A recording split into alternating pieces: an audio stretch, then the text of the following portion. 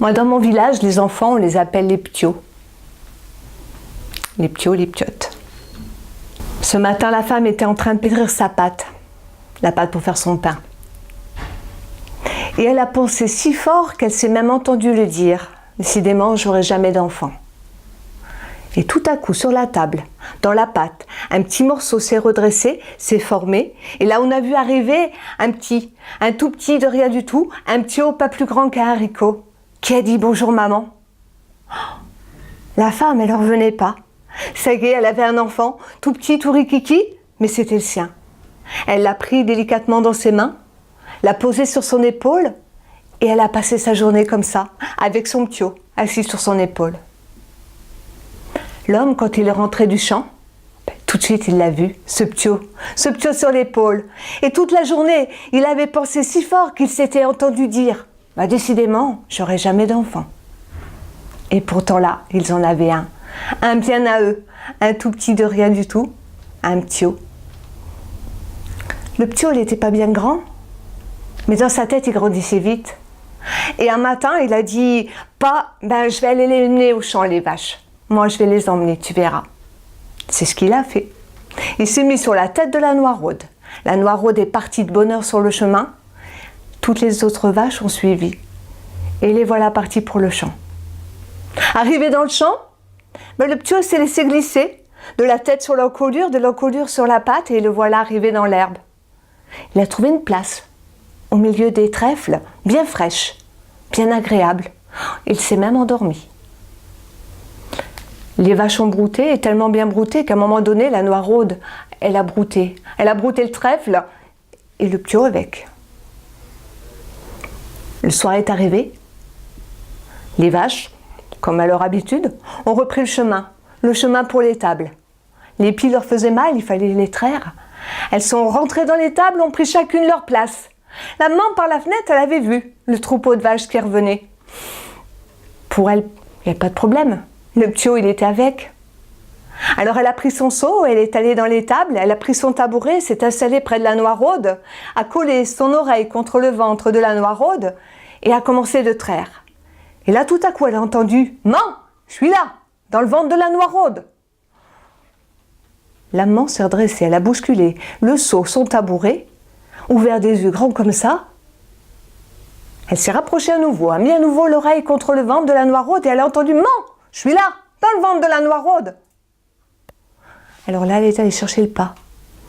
Ils sont arrivés tous les deux, le pas n'en croyait pas ses oreilles, il a voulu entendre de lui-même. Il a mis l'oreille près du ventre de la noiraude et il a entendu en effet le ptio qui l'appelait.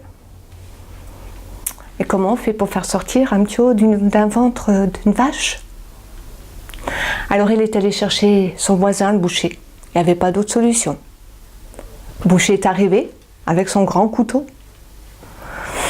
La noiraude était belle, mais enfin, il a bien fallu y passer.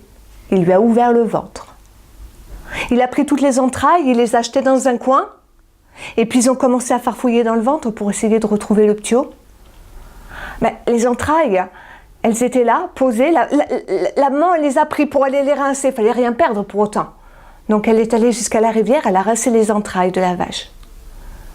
Et le ptio, qui était là, qu'elle ne voyait pas et qu'elle n'entendait pas, tellement elle pleurait, tellement elle gémissait, le ptio a glissé dans la rivière.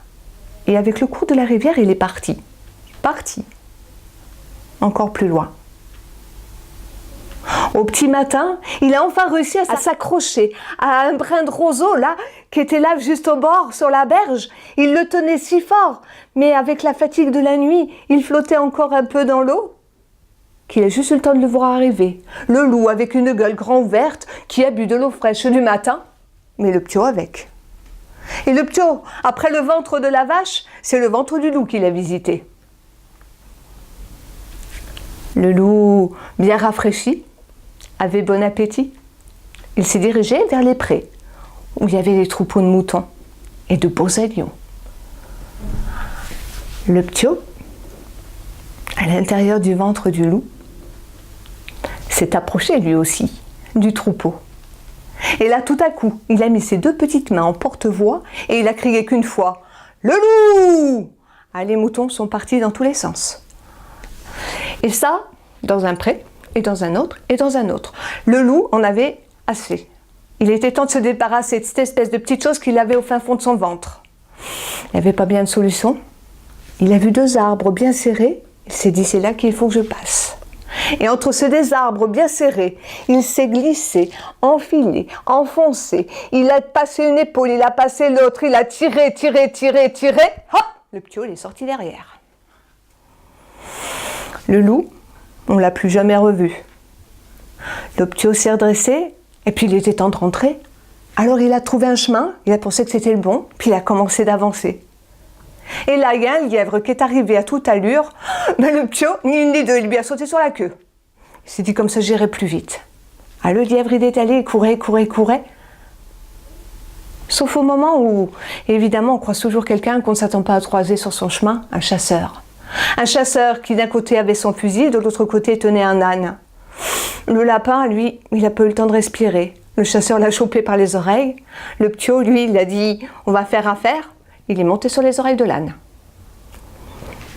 Le chasseur est parti de son côté et le ptiot, sur la tête de l'âne, a continué d'avancer. Il pensait encore être sur le bon chemin, le chemin qu'elle allait le ramener chez lui. Mais ils ont traversé un bois. Et dans le bois, il y avait des brigands, assis là, bien tranquillement, en train de compter leurs magots. Ben, le ptiot, il a fait comme pour le loup.